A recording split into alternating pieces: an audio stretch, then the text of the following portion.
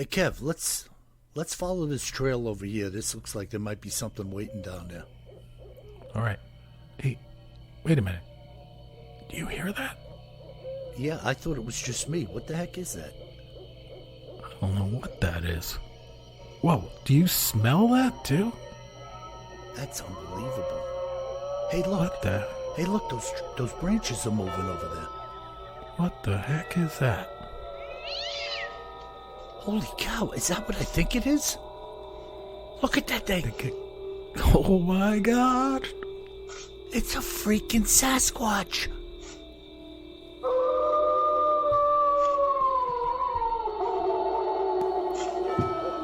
Welcome to the Bigfoot Terror in the Woods Sightings and Encounters podcast. I am your host, W.J. Sheehan, author of the series of books Bigfoot Terror in the Woods Sightings and Encounters, 10 volumes available at Amazon in paperback, ebook, and Kindle format, and in Audible format, that's for you audiophiles, volumes 1 through 9, and I keep saying it, but soon 10 are available at Audible, Amazon, and iTunes as well. So please go out and buy some copies. Remember, Christmas is coming. Stocking stuffers, gifts for your enemies, and gifts for your friends. And now, may I introduce you to my brother and co-host, KJ Sheehan. Kev, how's it going, brother? It's going all right. How about you, Bill? Pretty good, pretty good. Starting to do a little bit of the fall yard work. And this year has been the year of the house for me. Yeah, well, you gotta have those years once in a while. Yeah, it was getting away from me. Catching up with stuff. Yeah, there was a lot of stuff that was getting away from me, and it's been a lot of hard work and ongoing effort. But I'm rounding the final corner. Yeah, I gotta have Max a year Verstappen. of the inside of the house, doing some work inside the house. Last year I did the outside. That's doing okay, but inside I need some tile work and stuff like that. Uh-huh. Well, I'm like Max Verstappen, rounding the final turn in Dubai. Oh, boy. Orange smoke in the background? Oh, man. So, yeah, it's cooling down over here, and, we're getting into that fall season.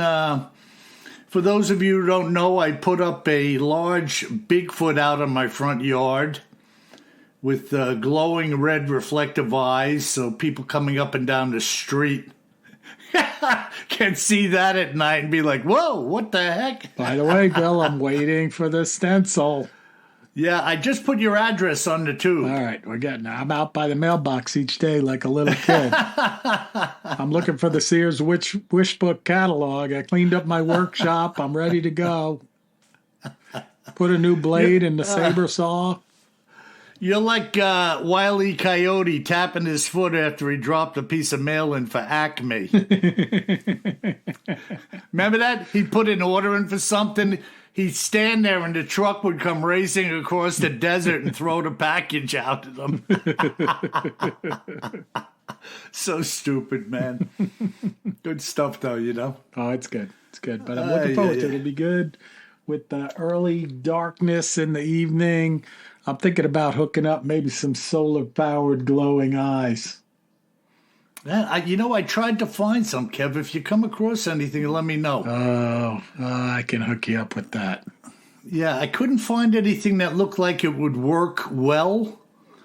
There were bicycle lights and lawn lights, but nothing like the correct size. No demonic Bigfoot lights? No, they don't sell them, if you can believe that. Did you try Amazon? Just search on demonic, maybe Dogman lights. Lighted eyes. Yeah, I think they got them. I think there's a big market there. People are overlooking. Oh, all over the place. Are you kidding me? Listen, I was going to glue my own face on the Bigfoot, but I figured that would be too frightening. Yeah, you don't want to cause traffic jam and stuff. All right, Bill. We got a good one this week in the news. Okay. and cryptids in the news and other oddities. This past week, there was a reported sighting of the hairy man himself, Bigfoot, from a tourist train in a remote part of Colorado. I don't know if you saw this, but it was basically on every single news outlet. Yeah, I actually did see it, but I'm going to reserve my comments. All right, all right. Well, you'll get your opportunity. But basically, these people were on a train ride, which is the Durango to Silverton narrow gauge railroad train, which, by the way, Bill, in case you're looking for something for Christmas, this is one of the things on my bucket list is to go and ride this train. I'm not kidding. It's a tourist steam train, goes like through these rickety mountain overpasses and trestles and along the mountain ledge. It's just spectacular. I've seen it on YouTube. I haven't seen it in person, but definitely want to do it. So these folks are riding on this historic train during the daytime, and they're looking out at this kind of, I'd call it like high desert up there. It's like scrub bushes on kind of a tan dirt and sand background, right? Not really tall trees in this part. Mm-hmm. And they're looking out and they spot movement on the mountain hillside, pretty far away from the train. And the people next to them see it as well, sitting on the train next to them, and they grab their phone and start doing a videotape. And when you look at this videotape, there's like this thing running along through the scrub bushes.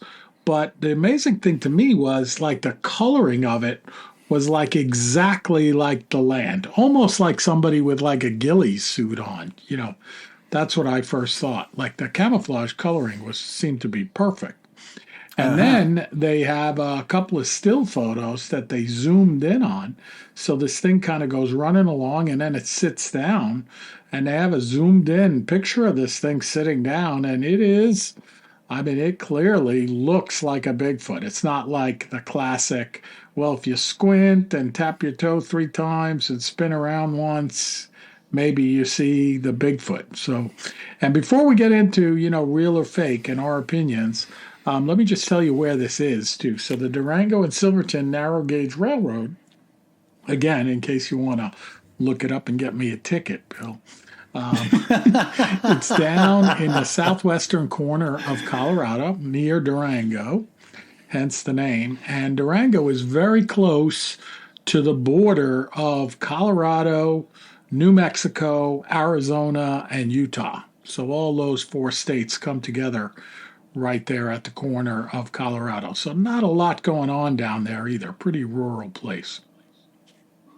Yeah. Now, I actually know a fellow who is down in that region right now. I think he's there now. If not, he's going this month, hunting the high country there for mule deer. Yeah, good place for mule deer. And we'll get into his stuff in book 11 when that comes out. I'm almost done with book 11. This fellow was a guide on a ranch, Pikes Peak in Colorado, for 30 years. Wow. And this old boy had some tales to tell, I guarantee you. But to tell us more about this area. Yeah, so this thing, this sighting of what appears to be a hairy man to me has like long, light brown hair, which is, by the way, the same exact color of all of the grass and bushes and everything else around it. It's seen running along on 2 feet, and then it sits down, and it's unmistakable. Like, this is not a bear. This is not a deer. It's broad daylight, and it is far away, but it's unmistakable that it is some type of Bigfoot creature, or, it could be someone faking and dressed up like a Bigfoot creature. But my opinion when I saw it, Bill, was this looks real. And you know me, I'm Mr. Everything's fake, but it's also in the middle of nowhere. So it would be kind of an odd place to get to put on your Bigfoot suit and run around. I guess on the positive side, I don't think there's a lot of people hunting there next to the train, so you might not get shot. Well, W.J. Holmes here, 221B Baker Street, London, at your service. Uh-oh. I have an entirely different opinion of this video. You think it's a bear? I do not think it's a bear. I think it's some dopey little white guy, and I'm going to tell you why. All right. First of all, relative to the location, if you could get yourself a couple of million hits on YouTube and all the publicity this thing is getting, to some people, that seems to be worth it at any price. So you could arrange for somebody to be in a location. Absolutely. And you do know when the train is passing, right? That's right. It's the only train that goes on this track. I agree with that. Right. And if you knew the time of day it was leaving and about how long it would take to get to there, and then you start your game of moving along the hillside. Yeah. But now here's the thing. That is not my reason for saying this is an absolute fake, in my opinion. The first thing I noticed was the baggy nature of the fur and what I believe is nothing more than like a picture like a Carhartt work suit with a hood covered in fur from head to toe, all the same uniform length. I see this thing just flopping around on the arms and legs and the body as this guy is traversing this hillside. And as if that wasn't enough, and this, by the way, is one of my reasons for the validity of the Patty film, as many people have heard me say. In the Patty film, that skin and fur is attached to skin and muscle. That is the difference. When you see that guy sit down on the Zoom, you could clearly see the outline of this uniform fur in a line surrounding its face like a hood zipped up tight. And I swear to you, I see a pair of dark aviator sunglasses on that white guy's face. Really? You see all of that in that image? All of it. It was so obvious to me that I said, I can't believe that nobody is just, that it's even getting airtime. Because I went through the comments too, and there's a lot of believers looking at this. Yeah. Hey, look, people can choose that. But look, in my business, I'm not one just to bow down. And I say this to the audience because I'm not one just to buy hook, line, and sinker into anything that comes down the tracks. I've seen a lot of stuff that I just said fake right off the get-go.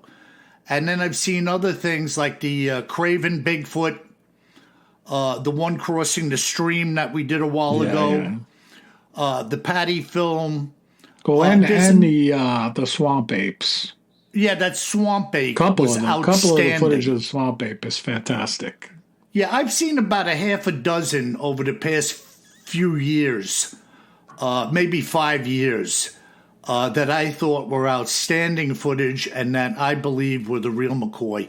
This, I think, I am certain in my own mind and heart that this is some white guy in a zoot suit and that they planned this, a coordinated effort, that they would sight it looking out the window, that the cameras would be at the ready, that they could get a good, clear footage for it. This is very stable, too. Yeah. It's like they were ready for it, in my opinion. And not that you couldn't get stable film in that setting, but it's not the filming and it's not the train. It's the fact that I think what I'm looking at is a total fake. All right. I got to look at some of the other footage because the ones I saw was pretty far away. It was hard to, other than the zoomed in still photo, it was hard to see that movement, hard for me to see that movement. But well, see, at a great distance, even some of my coworkers, knowing what I do, was saying to me, "Hey, Bill, did you see the footage of the Bigfoot in Colorado?" And they were all duped by it. Yeah. And, they're thinking this is the real deal, and they're showing it to me like they want to chime in with Mr. Bigfoot, and show they're interested, which I can appreciate. Sure. They're gassed up about it. But as soon as I looked at it, I said, that is an absolute freaking fraud. All right. Well, usually we agree. Right now, we disagree on this one. There you go. I think it might be real, but I got to look at, got to find some of that footage that you saw. Now, it would have been nice if a legitimate Bigfoot had come down the cliff face and chased him across the hill and down into the valley. Maybe pulled his mask off, gave him a little punch in the face, and then grabbed his aviators and put them on. Yeah, cool Joe Bigfoot. Yo, man. give me those glasses. Yo, give me those glasses, fool.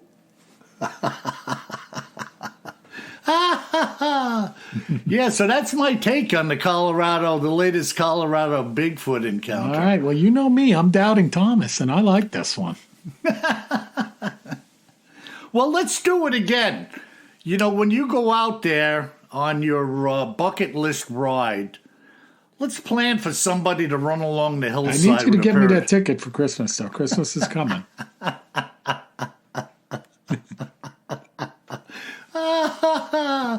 Yeah. Steam train ride, it's not expensive. Yeah. But to buy one is expensive. I'll even shovel the coal.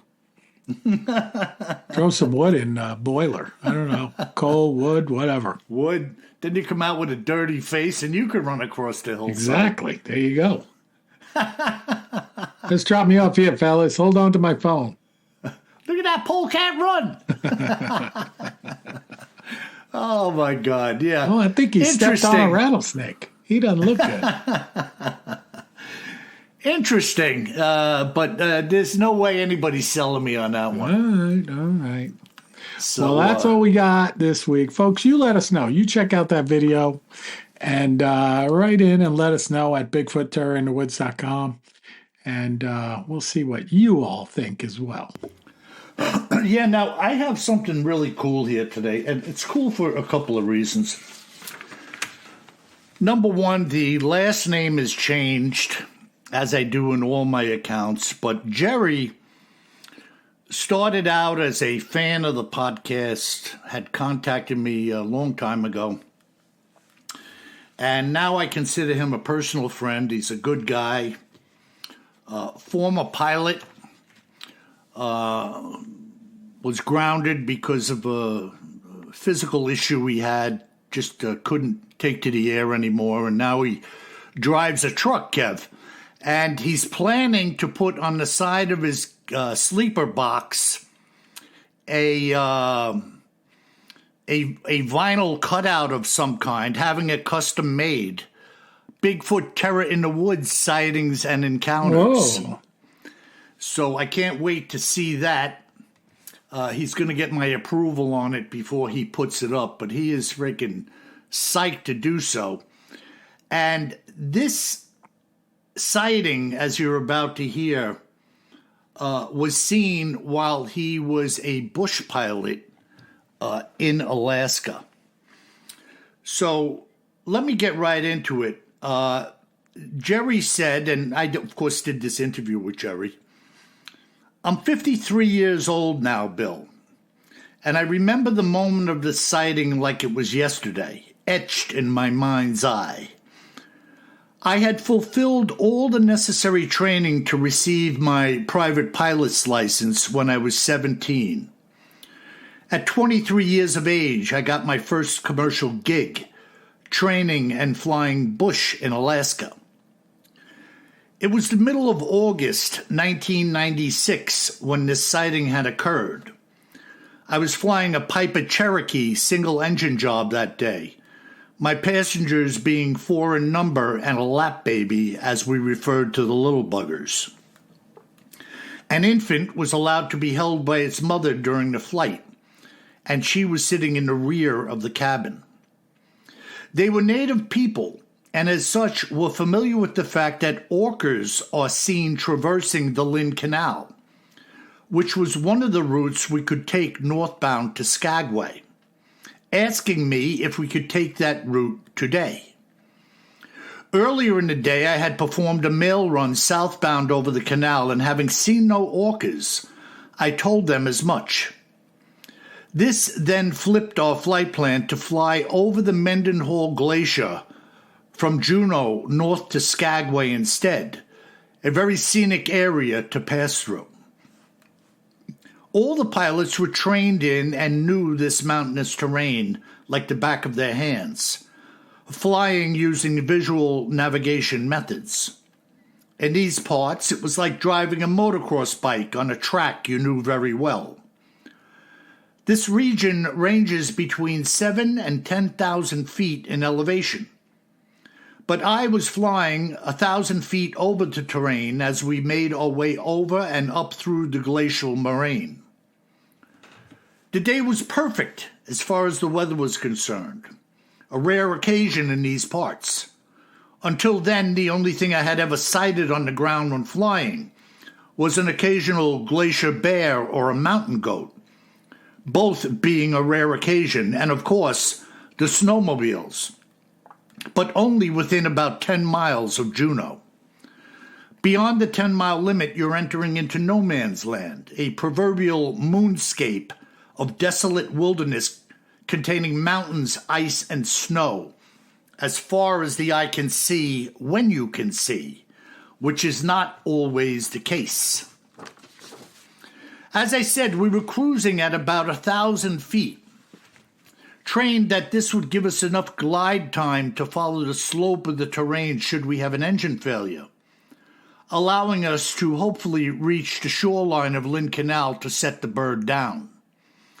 That's the plan anyway, but anything can and will happen in these parts, as you are about to hear.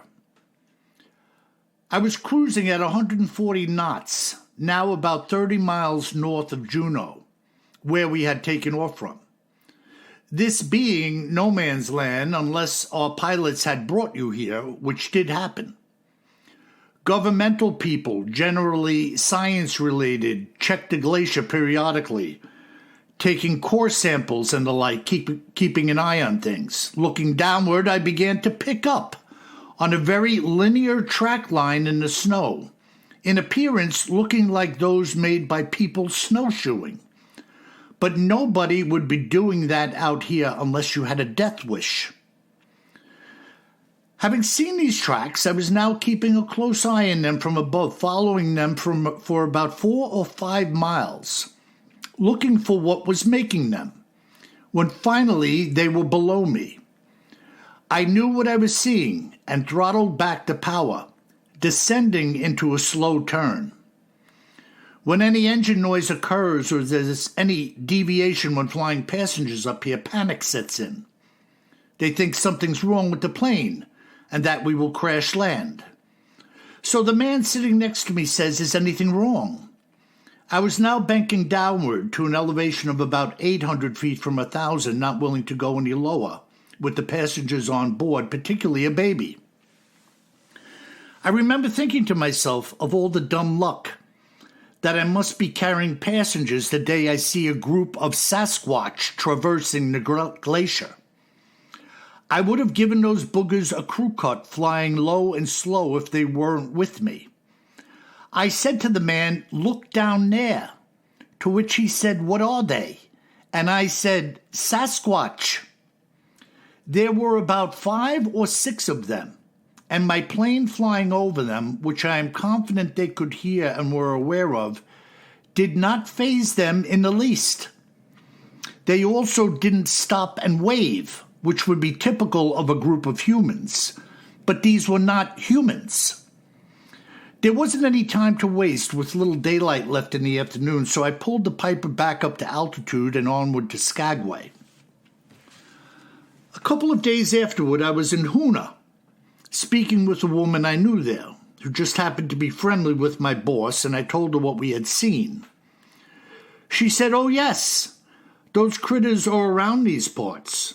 We had one of them bust through the middle of a moose and a bear fighting in a local schoolyard in Haines up north. the bear had a bite hold on the moose's nose, and the Sasquatch ran right through the middle of them, breaking up the fight and continuing into the woods. She told me, "Don't tell the boss what you saw, or he'll fire you on the spot." 10 days later, the airport and crew was socked in by foul weather, all sitting around relaxing and waiting. I had gone into the bathroom, finding my place in the stall, when I heard my boss come in. Fire me or not, I couldn't resist. And I said to him, "Hey, Joe, are there any Sasquatch up here?" And he said to me, "Does a bear crap in the woods?" I had an open door and told him what I had seen on the glacier. He said that some of the governmental folks he flies into the area occasionally believe that they are coming across the Canadian border, going to the Lynn Canal when the salmon are running thick, a prominent food source. So I didn't get fired after all. I live close to Mount St. Helens, which is reported to be a hot spot in the world of Bigfoot. Even you, Bill, have several accounts stemming from that area. But as for me, I have seen nothing. But I know what I saw that day over the Mendanhaul. They were the real deal. Straight from the horse's mouth. Certainly a rural enough place with plenty of food supply, too. But how about the strength and stamina of these creatures? Jerry calls this area no man's land, even for snowmobilers, outside of, like, what did he say, 10 or 30 miles outside of Juneau? Yeah. And there's really nothing there, and if you get stuck, man, you're going to be in a world of hurt. That's how Alaska is, though, Bill. I got to say, like, anytime you're 30 or 40 miles outside of any city, which there aren't many, you get stuck, you're in for a world of hurt. You know, there's no 911. There's no roads. Yeah, there's nothing. You know, I mean. And guys like Jerry and these other crews up there, they were the guys who trafficked people in and out, brought supplies, took you to the doctor, to the hospital. You know, I mean, the people up there really rely on these guys for the services they need. Without them, I don't know what they would do.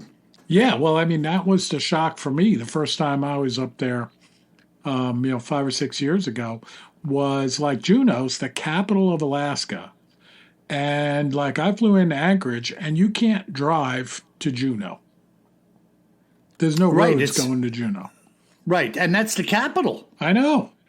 So it's crazy. So you can only get there by like boat, snowmobile, or typically the most common way is by bush plane.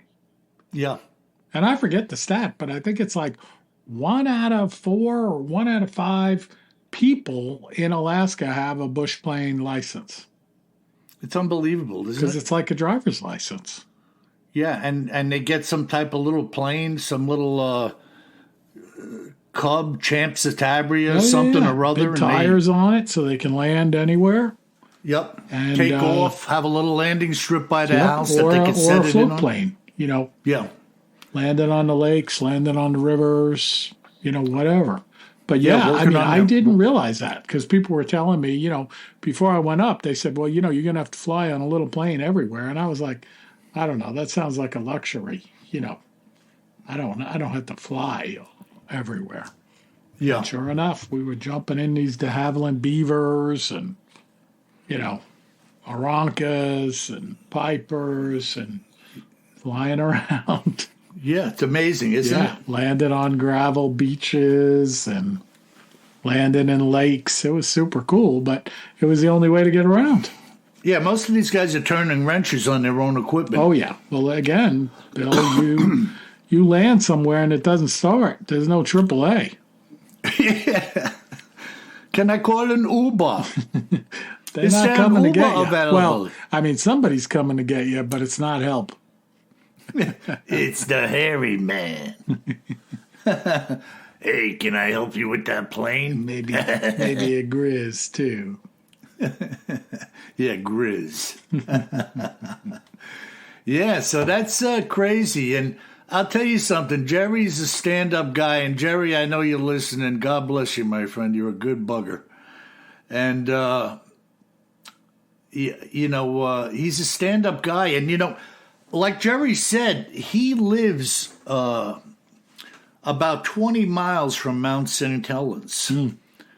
And only recently, he was telling me he was hearing some strange noises in the woods outside of where he lives, hooting and whooping and stuff, And I said, well, Jerry, what do you think, man? There ain't too many things that make those kind of noises out there unless you got some weird neighbors.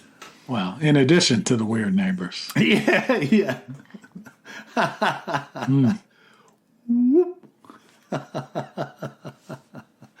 Yeah, it's funny that he lives there in the heart of things, and like he says, I've never seen anything, but just because you live where they are doesn't mean you're going to see anything. No, and the places are just so vast, Yeah.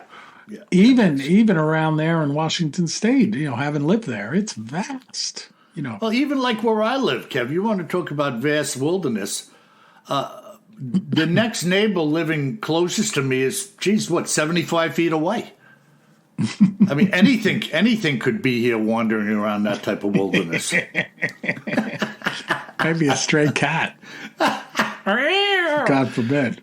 I just looked outside. Folks, it's dark here now as my brother and I begin this recording. And I'm out in the back deck with the light on the back of the house illuminating part of the yard. And I saw the backside of a raccoon walking away into the shadows. Yeah. So those buggers are out there all the time, Fat little rump. Not shape-shifting ones, though, right? No shape-shifting raccoons that I know of. Okay, fair enough. They could be, but I haven't seen one shifting. Because I heard your neighbor was a shape-shifting raccoon. I'm going to tell him that next time I'm up there. Hey. But, hey, listen, man, speaking of shifting, Kev, and I know this is a podcast about all kinds of stuff, but, man, I am really digging shifting that WRX. Oh, man. yeah, you're happy with that pick, huh? Yeah, that thing is like a motorcycle with seats in it. I told you were going to have some fun with that. You laughed at me. Yeah. Well, I just, when I looked up just today what WRX stood for, and it's like a special division of Subaru that was working on the rally cars and World Rally Experimental. Yeah. And, boy, they nailed it, man. I'm telling guys, if you're looking for something fun to drive, grab a hold of a 6-speed Subaru WRX turbocharged and have at it, man. That car is 6-speed manual. Yeah. Yeah, that car is a freaking gas, man. It's unbelievable. I mean, it's really a good value. It's a very good value car, too. Yeah.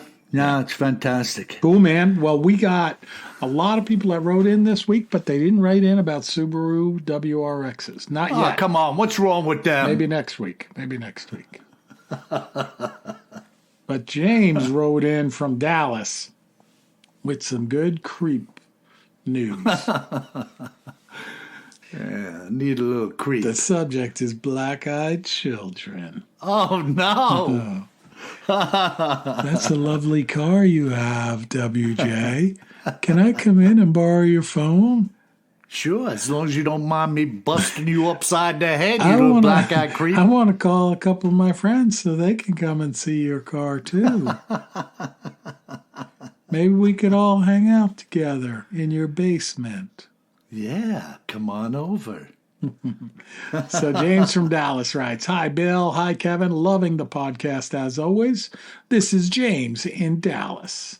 Mm-hmm. Bill, I see the big guy is on the prowl on your premises." Lots of laugh. Kevin, I've seen a fairly recent sighting of a black-eyed child. To me, the creepiest of the supernatural. Sending y'all a link. Hope it works. I actually read a few articles on this. Much love, my brothers. Stay safe and well. By the way, they just want to use your phone. Maybe get a ride. You are darn right there, James. They're innocent kids. Just want to use the phone. Right. Nothing to get upset about. That's right. Come on in. I think it's kind of cool how I can look back through your Ring camera and see you standing in your kitchen. Nothing creepy about that. Nothing at all. Well, I'd say James is pretty gassed up down in Texarkana. Yeah, that's a good article too, James. I'm gonna take a look at it at a future podcast. So thanks for the tip, and always have time for some creepy black-eyed children. All right, our next email comes in from Joel, and the subject is Emily's Bridge. And if you remember, we talked about Emily's Bridge a couple of episodes ago. Creepy. Yeah, what does he like to camp out over there or something? Well, let's hear what he has to say. Hey, Kevin and Bill, I just listened to your podcast about Emily's Bridge in Stowe, Vermont, and I wanted to inform you of the official name, Goldbrook Bridge. I lived in Stowe for 10 years, and my friends and I would pan for gold in the stream below the bridge. We were mildly successful in getting a few small nuggets, nothing big, but many years ago that stream was a hot spot for panning for gold. This is why it was named Gold Brook. I never went there after dark and never felt any creepy vibes. However, my wife went to high school in the neighboring town, and she told me that it was a popular place to go after dark for a good solid scare. I bet. She never saw anything, but a few of her friends swear they witnessed the ghost of Emily. Oh. You guys are terrific. Yours is the first podcast I listen to on Monday morning when I start my week. Keep up the great work. Well, thanks, Joel. And get out there after dark and check out this bridge next time you're back there. Yeah. Maybe you could try maybe you could give a couple of black-eyed children a ride so they could protect you. Yeah, try a little backstroke in the river, see if something pulls you under. They're quite useful.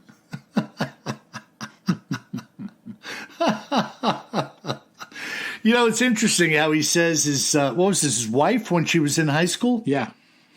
It's interesting how these locations seem to have an effect locally on people who want to get creeped out, you know. Oh, yeah. You got to go and check that stuff out if you're a high schooler. Again, you're just too dumb to be afraid of anything.